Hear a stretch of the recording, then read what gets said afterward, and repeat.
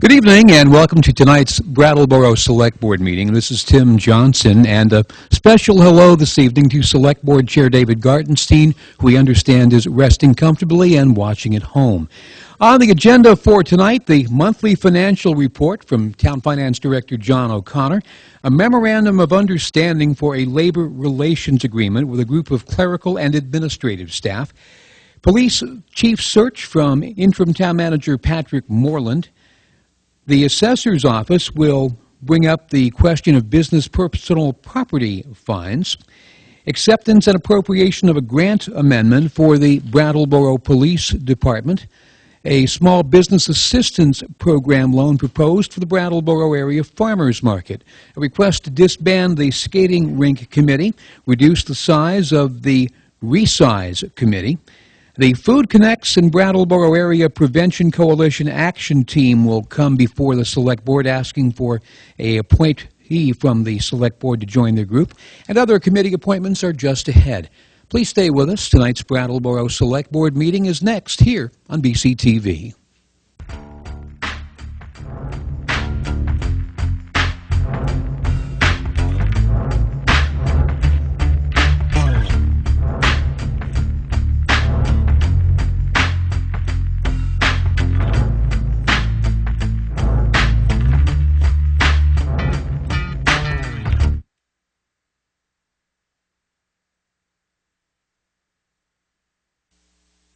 Regular meeting of the Brattleboro Select Board to order. Has the meeting been warned? Yes, it has. I'll take a motion to approve the minutes for June 3rd and June 5th. So moved. All in favor? Aye. Aye. Anyone opposed? 4-0. As everybody in the room and in TV land will notice, David Gartenstein is not with us tonight. He, as everyone knows, took a little spill on his bike. On behalf of the whole Select Board, and I'm sure the town, we want to tell David we hope he gets well soon. He is at home, and he promised he would watch us. We've been in regular contact with him about the agenda and all the issues on the agenda, but we do really want him back because it's lonely. He's a little loopy. Yeah, he's a little, yeah, no. Not any more than usual. So before, I have one more thing that I want to talk about.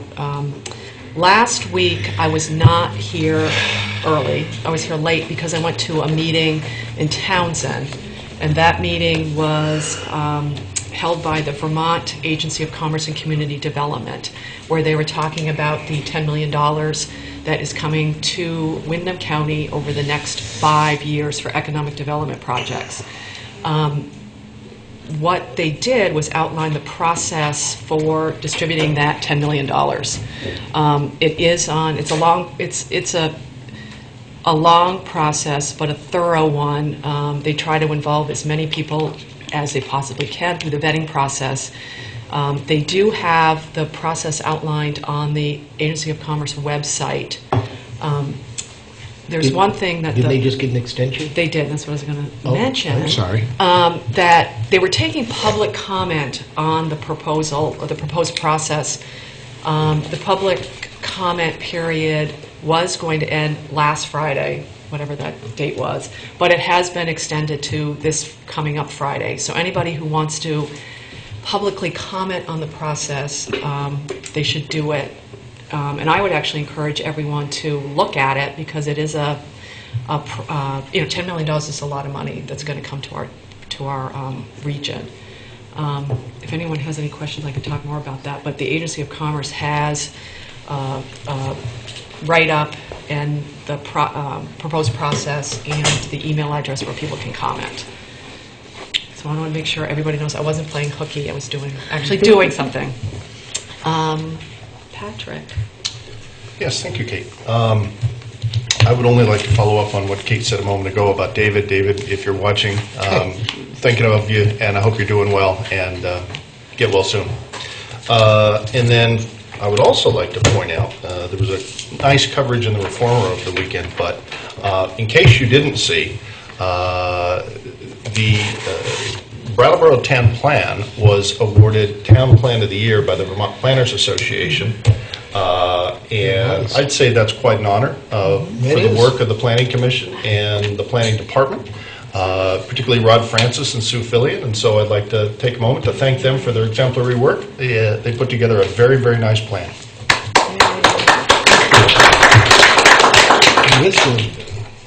That's all. That's it. Anybody on the select board have comments? Yeah, a couple of things.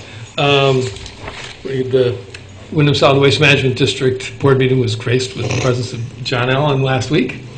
And it was a good meeting. Hot meeting.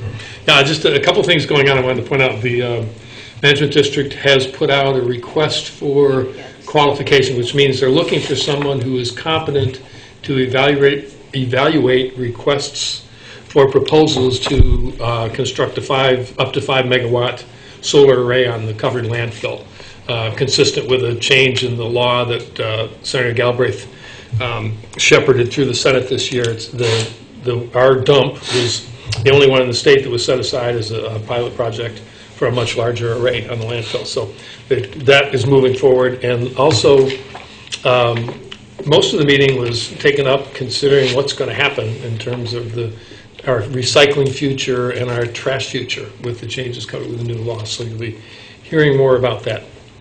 And the other thing I want to mention is the Energy Committee completed the installation, well, they contracted to complete the installation of 2 level 2 100 amp chargers in the parking garage downtown, so people with electric cars, now new modern electric cars, can actually come and plug them in and get charged. And there are 3 parking spaces there that people will pay a little bit more for.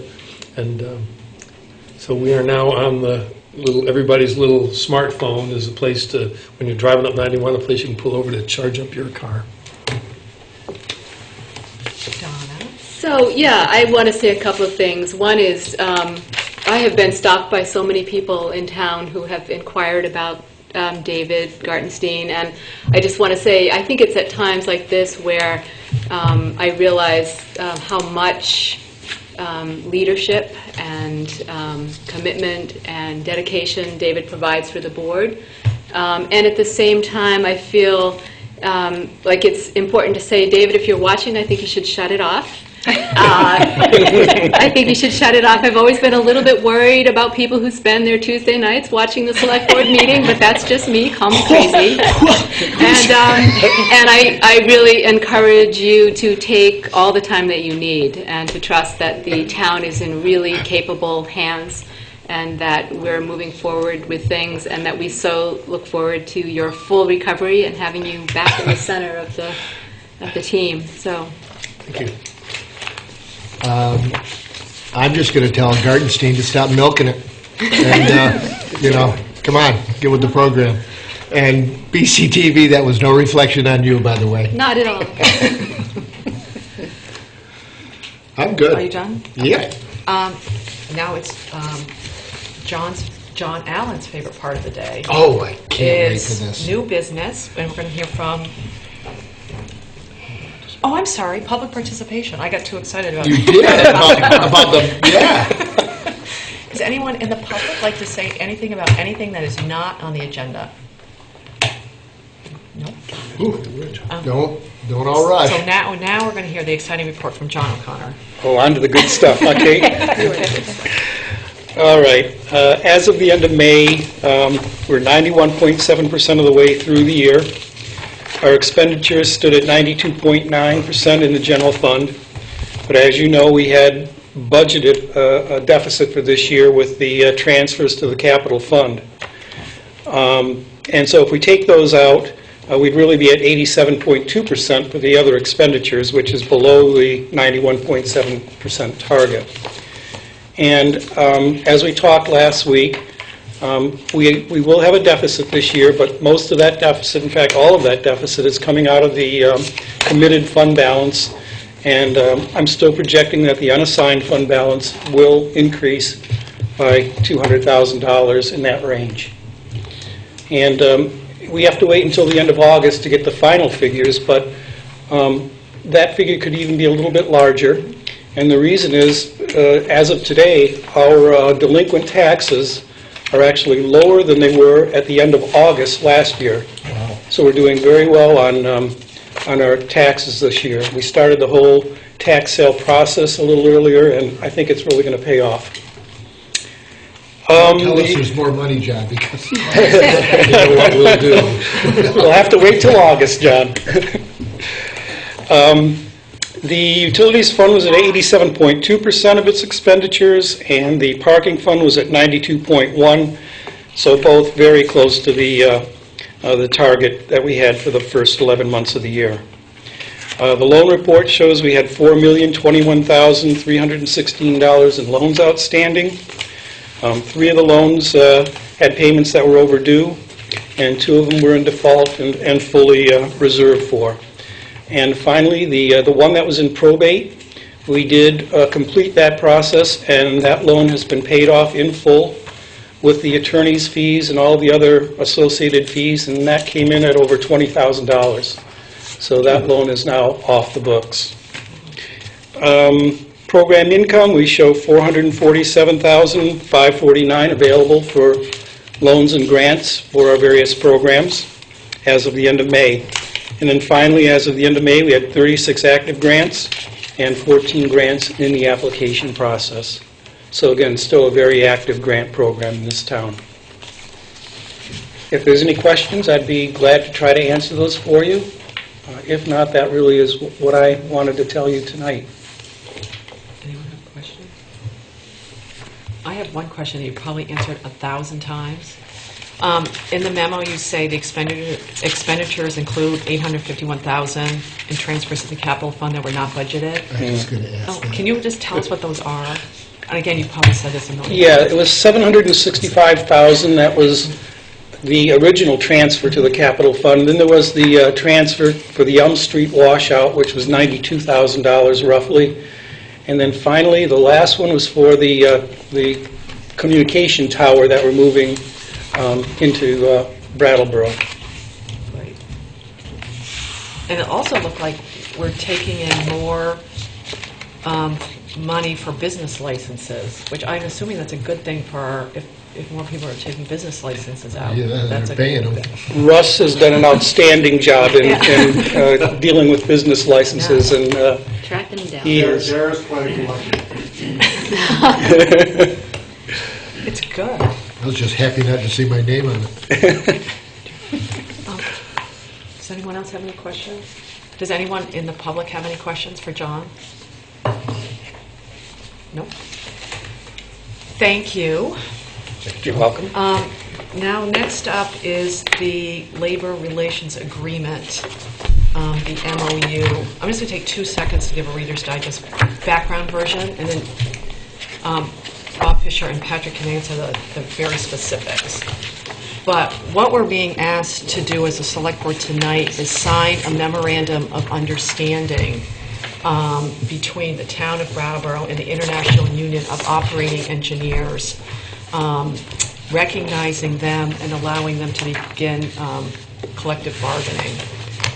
This is would be a union made up of representing clerical and administrative workers in the town that are currently not members of a union. Just so everybody knows, there are 3 unions that are in the town. The police have the International Brotherhood of Police Officers, the fire department, Brattleboro Professional Firefighters Association, and the people in Public Works and Park and Rec are represented by the United Steelworkers. They have a big longer name by that, but everybody knows them as the United Steelworkers.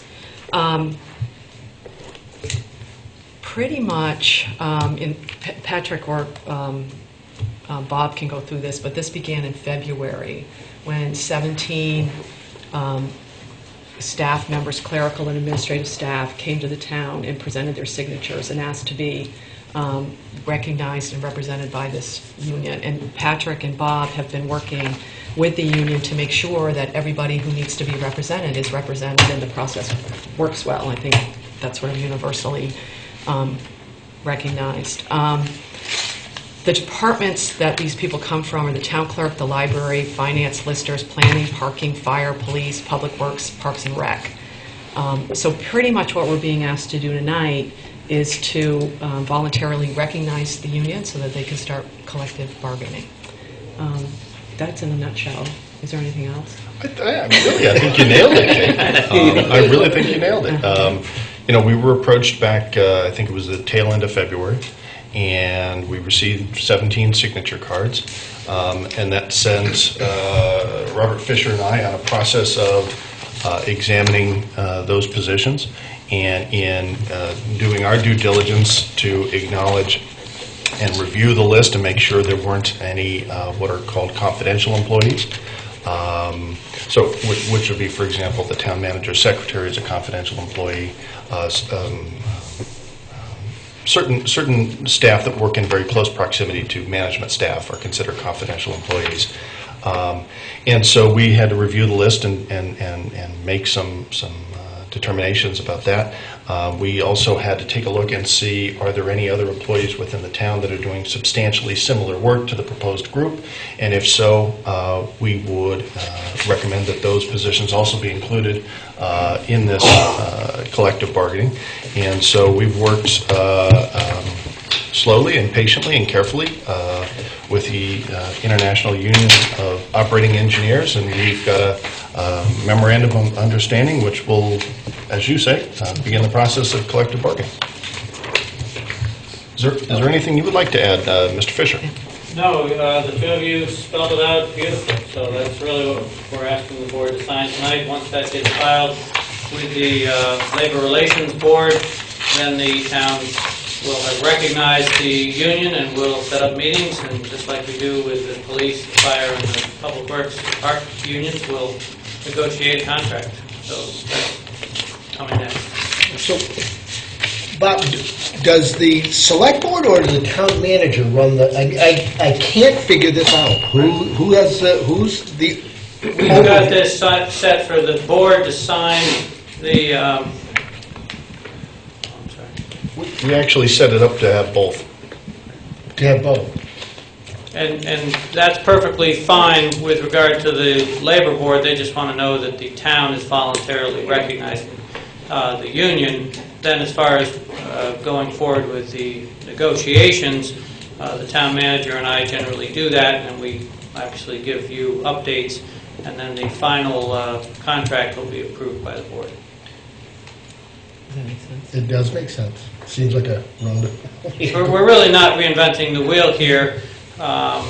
It's just starting of a new union for the administrative workers. Because we haven't had a new union come before us in a long time, right? I think 95. Yeah, If 95, I'm not 96, mistaken. if 95, I'm not 96. mistaken. Yeah. So. So it doesn't happen every day. No, it doesn't. Do you have any questions, Donna, or? This is a great overview, and my question was, what happens next?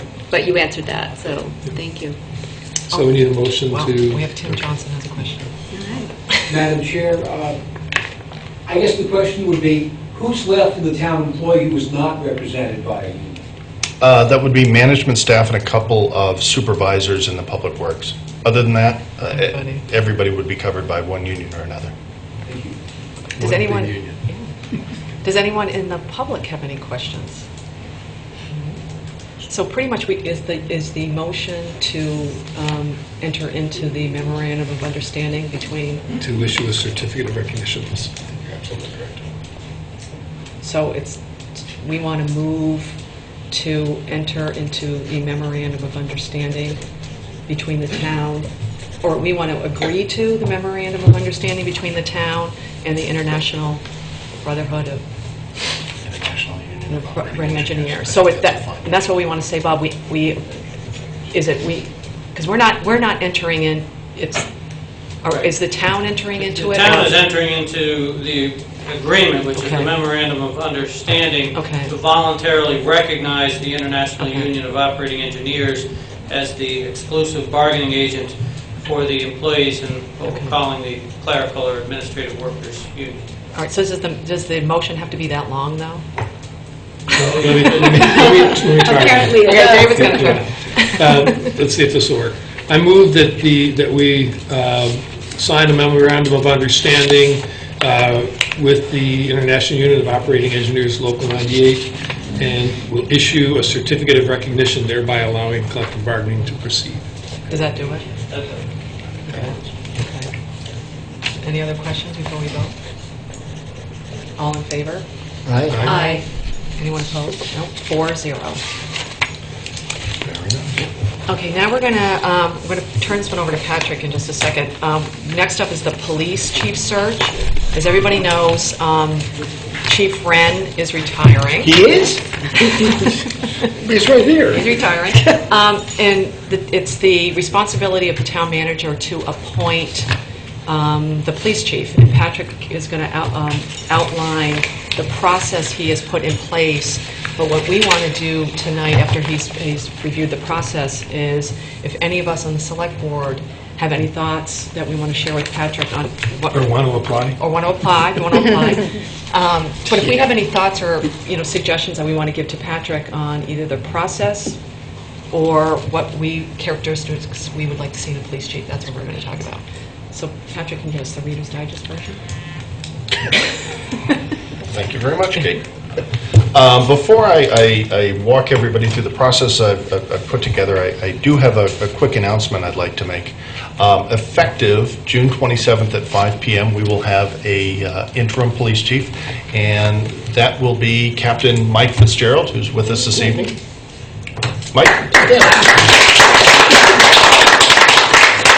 So he will be assuming responsibilities as interim police chief at the close of business 5 o'clock on June 27th, and we want to thank him for his service to the community and look forward to his leadership. Nobody else wanted it, James did. So I put together an outline in my memo here that I just briefly want to walk everybody through.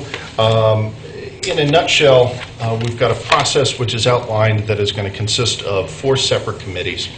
Now, the first committee that is going to be interviewing candidates for the police chief is going to be called the Community Committee. This is a committee of up to 7 members that can come from any resident or citizen of the town of Brattleboro, anybody with an affiliation as an advocate. That would be fine.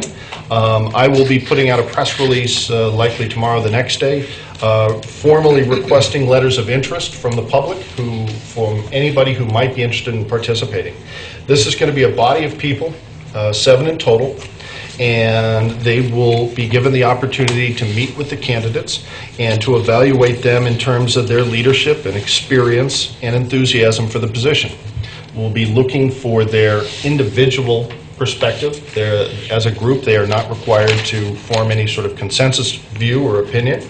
And as I ask for letters of interest from the public, I will be asking them to put forward up to 2 questions that they would wish to be asking the next potential police chief. And based on the responses I get, I'll put together a committee of folks that represent the community.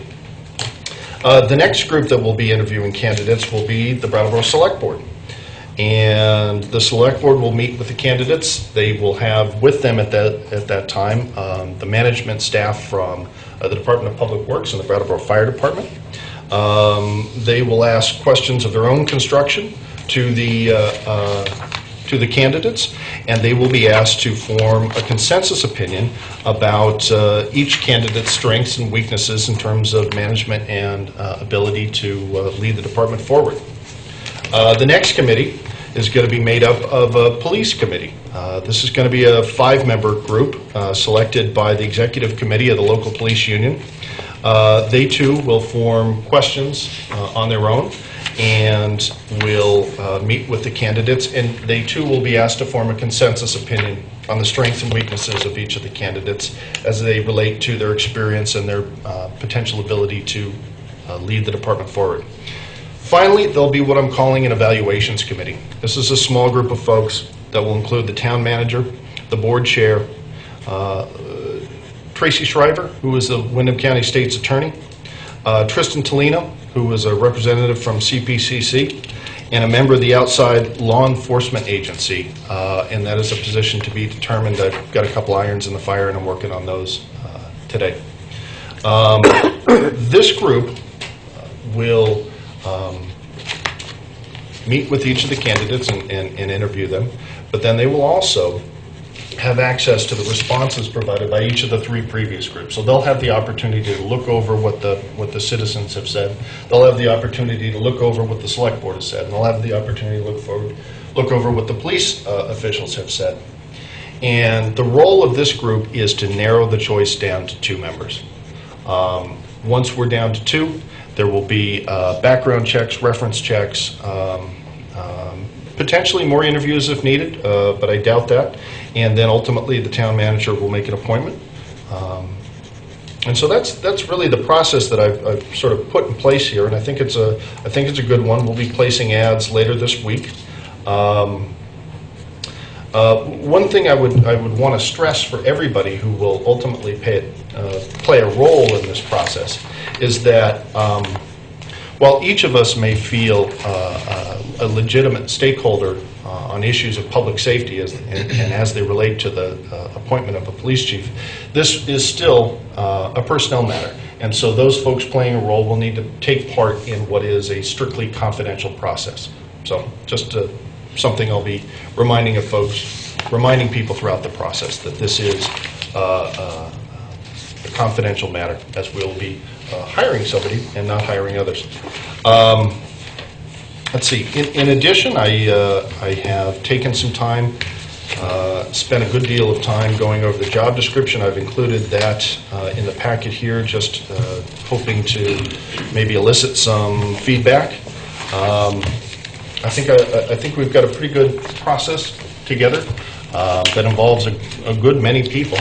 And we will get this underway in short order. And I'm looking forward to the outcome of that process and ultimately making a new appointment to the position of police chief towards the end of the summer. That was my next question. What's the time frame? Time frame is we'll probably be placing ads by the end of the week, keeping ads open for about 4 weeks. And then scheduling interviews after that. It's going to have to be a little loose. As you know, things happen around here. And, we're going to have to be flexible. But, the process of scheduling interviews, as you well know, is a challenge. But we'll get started on it and move forward, one step at a time. Does anyone have any input on either the process or what you'd like to see? I have a couple of things. First of all, I just want to say I think this is a very thorough and incredibly well thought out plan. So thank you for all the time you've put into it. One question I have is how widely is this position going to be advertised? And also, is it pretty standard to ask only for a bachelor's degree, or are there some towns that would ask for a master's or higher education for the chief's position? I've looked around a variety of other communities in Vermont and have seen some that will say master's preferred. I have not seen any that have made it a requirement. And the first part of your question, which relates to, how far afield shall we cast the net? You'll notice on the front page of the memo I put together, the sources where we will be advertising.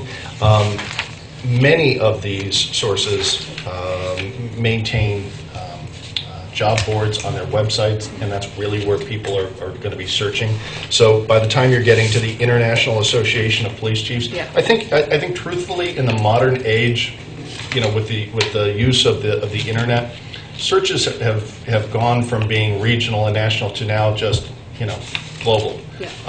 And so it wouldn't surprise me, just as with the town manager search, you may put an ad here and there, but you receive responses from all over the nation, and I wouldn't be surprised if the same happens here. Thank you. It's a little odd having the chief sitting here while we're going through this. It's just He's still warm. he's still warm. It's like a living weight for I wonder if the chief has any input on this, but. Funny you mention that, because my one suggestion is going to be for the outgoing. what's it called, the evaluation committee, to have an exit interview with the chief and get his perspective going forward. I know so little about police, so I wouldn't make a single recommendation about how to go about it or what qualifications or what the job should entail. But I do know about systems and about institutions, and it's really important for continuity, and particularly for perspective somebody who's been in the department for such a long time. I think that's a great recommendation. I think Gene should. Of course, you don't have to do next it, interview for but- sure. Are you all set? Yep. You folks are all set? All set. Does anyone in the public have anything to say about the process or the chief? Not that chief, but the potential chief. Okay. That was quick, Patrick. Yeah, Well, before right we move on, I Oh. just want to say, thank you, Gene. It's been wonderful Yes. working with you. I know I've said it before, I'll probably say it again. He will be very much missed around here. But I am very confident and very comfortable in the leadership capabilities of Captain Fitzgerald, and I know the town will be in good hands while we search for a new police chief. Let's see, we've got an interim town manager tonight, we've got an interim board member. We've got a board chair. Board chair on that's, meds. yeah. Right. It'd be nice to get somebody full-time here. That'll make them turn off. Yeah. Yeah, the TV's going off now, right, David? Okay, next up is the business and personal property tax fines. I think we'll have Russell Rice give the bad news. Actually, it wasn't that bad. Good news, 20. Good news for us, bad news for others. As distinguished from the business license, these are the businesses that we feel should have submitted a list of their equipment and personal property and have not. And if the fine is imposed, it'll be added to the tax bill in July. I don't know what else I can tell you. We would be glad if the list shrank to nothing, but there it is. Actually, two questions. If a business has less than $5,000, is it worth of personal property being used in the business, And they have gotten a business license. and they've got a business license, all they have to do is send in a form and they're all set? That's the most they would have to do at this point. Right. Okay, so anybody that didn't send in that form is going to now pay us a $100 fine. That's not throwing quite money. accurate. Okay, that's what I wanted to get These are clear. businesses that we believe have more than $5,000 Oh, okay, okay. of equipment. They exceed them. And they have received 2 reminders, or at least we haven't received their reminder back in the mail. Great, thank you. That clarifies it a lot. Right, is this list a lot smaller, or is it about, It's smaller every year. yeah, yeah. Because that fine is how much? It's $100. Okay, that's still just 100? Okay. Is it the same We can raise people, it. or is it I like don't. year after year, or is it new people? It's a mixture. It's also public information, right? Public. Should we read the list? No, You read it. If someone wants to know, they no, the part, I don't want Yeah, we don't want to. to- Oh, that's right. Side A. So, does anyone have any questions? No. Anyone in the audience have any questions? Somebody want to make a motion to impose the fine? Who wants to Make a be the motion bad to guy? impose a fine of $100 for businesses identified by the Department of Assessment as having failed to file a business personal property schedule for 2014. All those in favor? Aye. Anyone opposed? 4 to nothing. Carries. Go get 'em, Thank Russ. you. Go get 'em, Russ. Next up is the, police Oh, no. department. No, you've gotten to what? 27. Yeah, so. All right. 10 days, it's the countdown. All right, so this is a grant. Would you like to tell us about it? Governor Highway Safety for the popularly known as Click It or Ticket. They have asked us if we would like an additional $8,000 to our grant that we already applied for, which the original amount was $2,000. They're redistributing their funds, so they awarded us another $8,000 for anytime Click It or Ticket. That's unusual, isn't it? That is very unusual. What happens, and I don't know if this is the case, but in the past, what has happened, if towns can't use up all the original grant money that they were awarded, what they do is they put it back into the pool and then redistribute it out to the other communities that are getting low, and we were getting pretty close to using up our funds for 2014. Benny, what does that go to? I mean, is it just for hourly or just for? It pays for everything. Pays for benefits, mileage, overtime, anything to do with enforcing motor vehicle laws in the state. Checkpoints, speed, goes to anything. So it's not for daily use, it's for something that was set up? Right. This is outside the scope. Outside the scope? It's like overtime. Yeah. Okay. So It's if you like have a something detail. in West Brattleboro or a Right. detail out there? Yeah. That pays for that? Exactly. Yeah. No, is it like annually? Can we still apply, like, does it go calendar year, or do we have to use it in a certain amount of time? It goes like the federal year. It will expire September 30th, 2014, and we've already applied for 2015. We've been doing it for years. Yes, it is yearly. I just don't understand why a town would not use it. Yeah. That, you know, To reduce aggressive and distracted driving. right, I mean, if they know it's coming up, just put a detail out there and use it, but hey, if it gives us $8,000 more, that's... It's our benefit. That's our absolutely. benefit. Yeah. Yeah. Good, well, let's take it. Anyone have questions? Anyone in the audience, question? And when you make the you're going to make the motion? It's actually 10,000, not 8. Oh, if I wait another couple minutes. Right, so we want to make... Oh, it is? I move we accept and appropriate a grant amendment from the Vermont Department of Public Safety to increase the amount of the grant to $10,000 from $2,000 to support operations to reduce aggressive and distracted driving. All in favor? Aye. Aye. Anyone opposed? 4-0. Oh, gee, you stay right there for a second. Thank you very much, gentlemen. Okay, next up is the Small Business Assistance Program for the Farmers Market. Kim couldn't make it this evening, no. Okay. I can try to cover it and Would you mind? It's too nice out. give it a try. Thank you, sir. So we had a small business assistance program loan meeting with the Brattleboro area farmers market on the 6th of June, and they had applied for a $40,000 loan from us. They had purchased the Planet Gas property near the farmers market, and they're looking to redevelop that property, provide additional parking for them. They're talking about revamping the store and potentially opening that as a place where they could sell products year-round. So they have some work there to do, and they needed some funds to get started. The loan that they requested from us is a bridge loan. They've been told by the USDA that they are willing to issue a loan, even though they haven't committed to it yet. They're waiting to see the level of contamination on the property once they pull the gas tanks.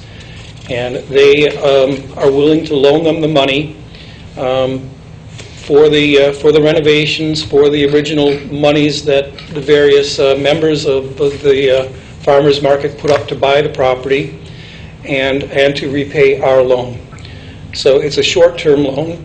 It would expire in December. So it's just to carry them, they want to get started on the project, and this will carry them through that period so they can get started on the project.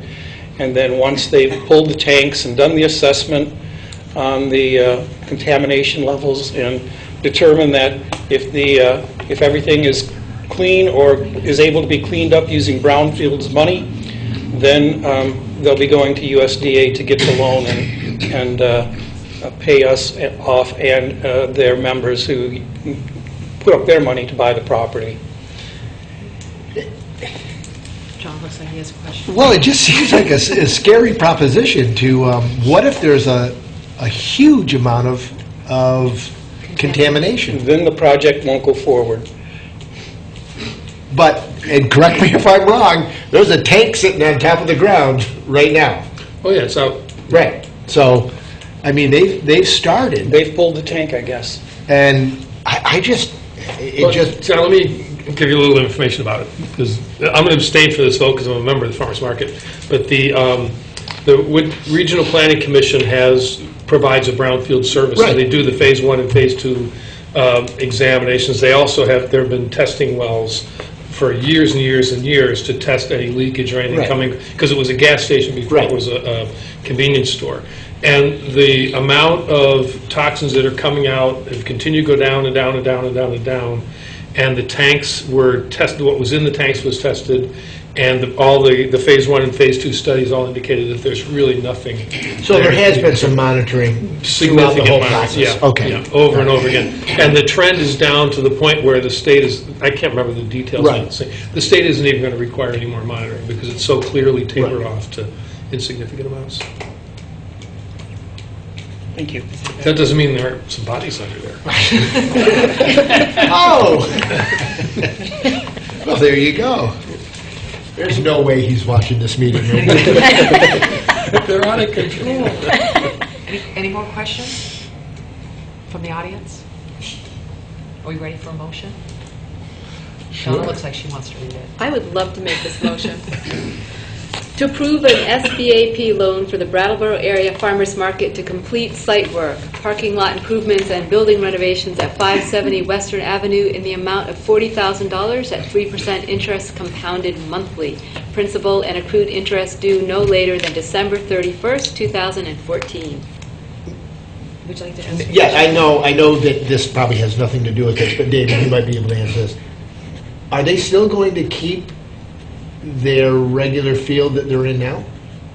Oh, yeah, this is just going to be parking. This is just parking? Yeah, yeah. Okay. And the building is Because going to be I was used for reading a it. while, but the building may go away as well at some Okay, point. so they're still going to stay, Everything's going to stay the same, we're just going to be able to park there. it just sounded like in here that they were eventually going to give that up. That would be crazy. I know. We just bought it from the power company, from Green Mountain Power. The part where the market actually exists. Yes. The market circle was owned by Green Mountain Power, they just sold it to us. Well, then where is Chase involved in this? He's the front parking lot, the upper parking lot, right next to the red house. There's too many. Yeah, it was 4 parcels. We're Oh, down okay. to, we've got 3 of them. Yeah. That's all I got. After 4 years, that's not. Yeah. Okay, are you ready? Any Oh, more? sure. We're ready. All in favor? Aye. Anyone voting no? Anyone abstaining? I am. 3, 0-1. 1, yeah, 0-1. But it passed. Okay, next up we have disbanding the skating rink committee.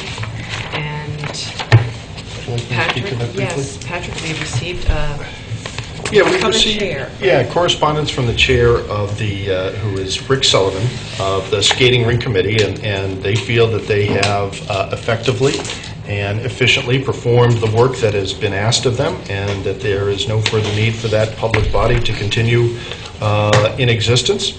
And I just would like to remind the board of the membership of that committee, which was Evan Chadwick, Donald Dompier, Bob Reuter, Tom Bodette, and Rick Sullivan.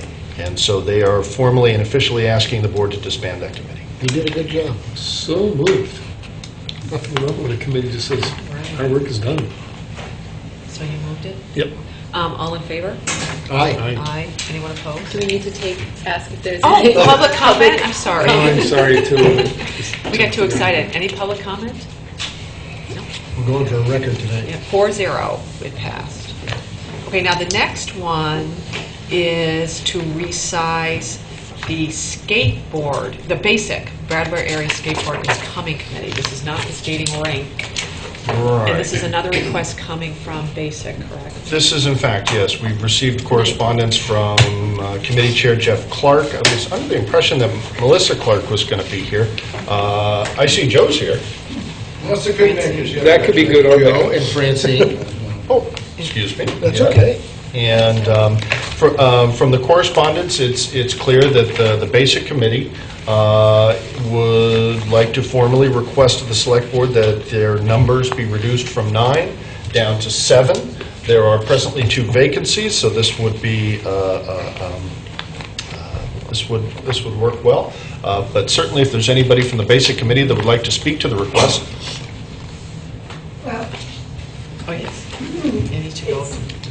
mainly that most of the committees we've noticed have 7, and it would be easier for us to function with 7. We've had people who have very long working hours and have been, a couple of people have been able to get there.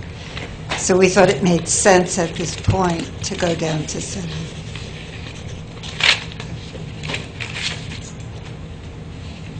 So who are the members left that want to stay? Membership left would be Joe Bushy, Jeff Clark, William Bushy, Melissa Clark, and Francine Valerio. And there are 2 vacancies, correct, Patrick? Correct. So it's going from 9, and there are 2 vacancies, so there's going to be 7. And right now, there's 7 people serving.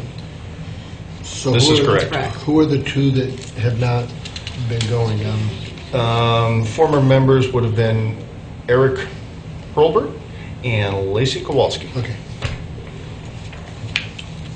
Joe, anything you want to add? No,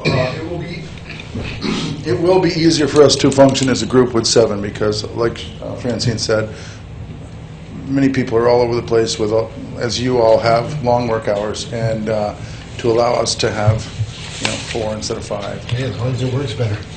So, we still will continue the mission until we are directed otherwise, though. I want to re-emphasize that. So, despite all odds. Thank you. Thank you for bearing with us. Thank you for your time.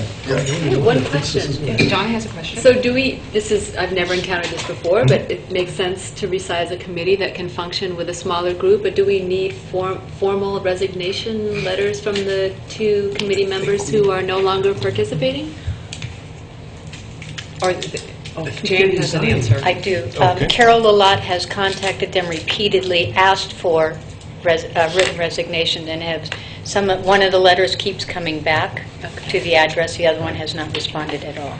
So, attempts have been made, and we think it's time. Okay. Makes sense.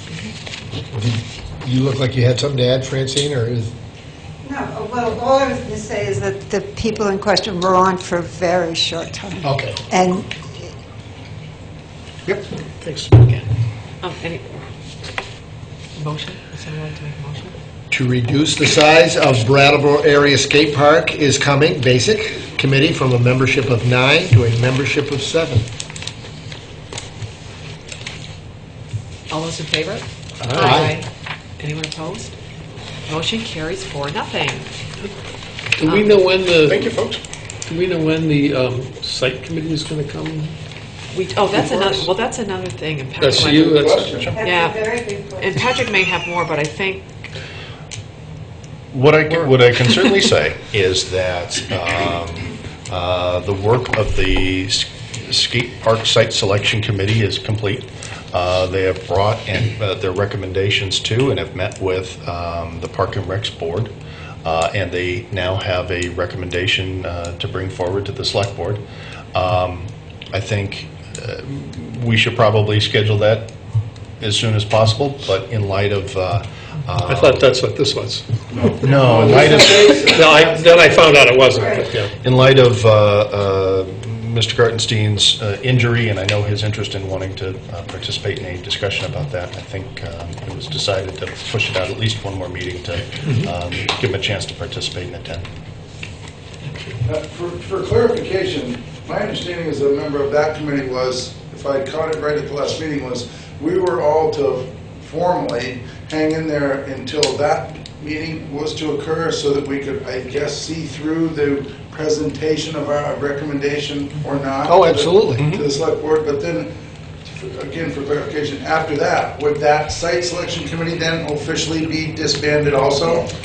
That's certainly Most likely. the expectation that I... So we have to petition to schedule that, or would you guys take care of that? Scheduling the disbanding of that committee. well, we might want to I'll send cross that Patrick and bridge. David an email that I'd like on the next agenda. And Yeah. if they didn't already think of it, I'll do it. Right. So then it'll We be. can just do it at the same time. Let's see what happens at the Well, I was gonna next... say, let's Thank you cross for your that work. bridge. Let's cross that bridge when we get to Get it. to it. I think we're zooming ahead. Yeah. Yes. I mean, there's really no sense to find out No. until what we all agree on Right. on the selection. Who knows, maybe I mean, it send could, them back to... that's right. We Right. may, And that'll be a piece of cake for you guys, right? Right. Absolutely. The hard work's been done. wow, you're a funny guy. Well, thank you, John, for your support. You're welcome. Yes, we voted. All right. 4-0. Thank you guys so much. Thank you very much. Thank you. The next one, and probably we'll pass this over to Dave Skoll since you know more about it than the rest of us, is to appoint you to something. Yes, to point me to something. And I'm He's not going to recuse I'm himself. more either. so. I mean, I'll have to explain this, and I am somewhat familiar with it, but it's more your loss than mine that Catherine's not here, because she's just a wonderfully articulate and organized person. She wouldn't just give you the information to convince you it's a good idea. She would encourage you to sign on and get involved. But at any rate, what happened was the Food Connects, which is a local organization, local nonprofit that connects people to food, particularly farmers and schools and citizens. And the Brattleboro Area Prevention Coalition applied for a grant to the Vermont Department of Health to implement municipal level access to healthy food, well, many things, but one of them is to implement municipal level access to healthy food practices and procedures. And they developed an action plan and some people to participate in helping them design the program and manage the program. And one of the responsibilities is to be a member of an action team, a multi-sector action team of community leaders, professional staff, and engaged citizens. And it requires attending a Department of Health-sponsored Healthy Community Design Summit, and then participating, I think, quarterly with the group as they implement the grant. For us, the primary things we're going to work on are a local or regional food policy council and local farm-to-plate efforts, some of which are already in existence, particularly regarding produce. And I just want to read one little section here, which I think sums it up best, although, again, Catherine would, well. The grantee will work with key community members, community leaders, and municipal staff to mobilize the community and support the implementation of municipal-level strategies leading to increased access to physical activity and/or healthy food. So pretty much anything that comes under increasing physical activity or healthy food within this municipality is within the purview of the grant. And they asked me to go to the two-day meeting and the quarterly meetings to just provide some perspective. So there's no cost, no commitment. The town is not committed to do anything. But if I was going to be a select board member on the committee, you'd have to say so. Okay. Donna, John, you guys have questions? No, I'm still absorbing it. I see no conflict, so I'm in favor of that, and I'm happy to move it. Anyone in the audience? All right, are we ready for a motion? Are we ready, everybody? John, you ready? Born I think ready. John's ready. More than ready, born ready. All right, I move that we appoint David Scholes as Brattleboro representative to the action team. All those in favor? Aye. Aye. Anyone opposed? Anyone abstaining? 4-0. David is on the committee. Congratulations. Yay, thank you. Now we have committee vacancies we have to fill. Now, I don't know what the little stars mean next to these. Those are the changes, that's the revised list you're looking at, the changes from what's in your packet. That's the accurate list. Okay, so all of these on the page are what we're filling. Right. Okay. Or withdrawing. This just as Okay. a slip. Yeah. Okay, so I'll read these. For the Arts Committee, term ending June 2017, Hugh Keelan. Citizens Police Communications Committee, term ending June 2016, Ann Wright. We don't have anyone for the Development Review Board, is that correct? We are withdrawing. For the alternate. He was appointed, David Kedron was appointed as an alternate. He's withdrawing that request and asking to be appointed to the DRB. So the alternate position is still open, There but Development Review Board, term ending 2017, David Kedron. The Energy Committee, a 2-year term ending 2016, Tom Fennell. Honor Roll, term ending June 2017, David Wright. Recreation and Parks, term ending June 2017. Is it Renee Wolver? Is that how you pronounce her? I apologize. And the Traffic Safety Committee, recommended by the Chamber of Commerce, Leo Schiff. Is there any ending term for the Traffic Safety Committee? It's 2-year. 2-year term. 2 years. Can I go right to the in-house positions too? Do it all at the same time? Collector of taxes, term ending June 2017, Patrick Moreland. 2015. I'm sorry, 2015. Pound keeper, still open. Road commissioner, term ending June 2017. Steve. I'm sorry, I keep getting 17. I don't know what year it is, 2015. David, hurry up back. Steve Barrett. So would anybody want to move that slate? I move it. All right. Any comments, questions? All those in favor? Aye. Anyone opposed? No. Do we want to read the warrants? Somebody want, or yeah, the calendar? I will, I'll do it. Good, it's short, isn't it? Well, yeah, there's three items on it. Of course, he's going to do And I it. noticed the police fire committee's not on here, John. Get the police fire committee to reschedule a meeting? Yeah, well, we've got to get going on that. Yeah, we're working on that. Okay. Monday, June 23rd, 5:30 PM to 6:30 PM, the Citizens Police Communications Committee in the Library Community Room. June 24th, Tuesday, 8:30 AM, the Traffic Safety Committee in the Select Board Meeting Room. And on Tuesday, June 24th at 5:15 PM, the Conservation Committee in the Hannah Cosman Room. On Tuesday, July 1st, 2014 at 6:15 PM, we will again convene the Select Board here in the Select Board Meeting Room. Great, thank you. Now I want to move to enter into executive session to discuss personnel matter where the Select Board has concluded that premature public knowledge and disclosure would place the municipality at a substantial disadvantage. I thought we were going to get out early. All those in favor? Aye. Anyone opposed? And what we're going to do is we're going to go into executive session and we will rise without taking any action, just so the public knows. But we will come back out and vote to adjourn. And we Well, thank our interpreters. Yes. Yeah, they're not going to stick around. Oh, yeah, you don't have to stay around. We thank our interpreters, our Thank you. ASL interpreters, and BCTV. No, we're not we don't, adjourning. right. We just That's right. voted to go into executive session. Thank you, everybody. Good night.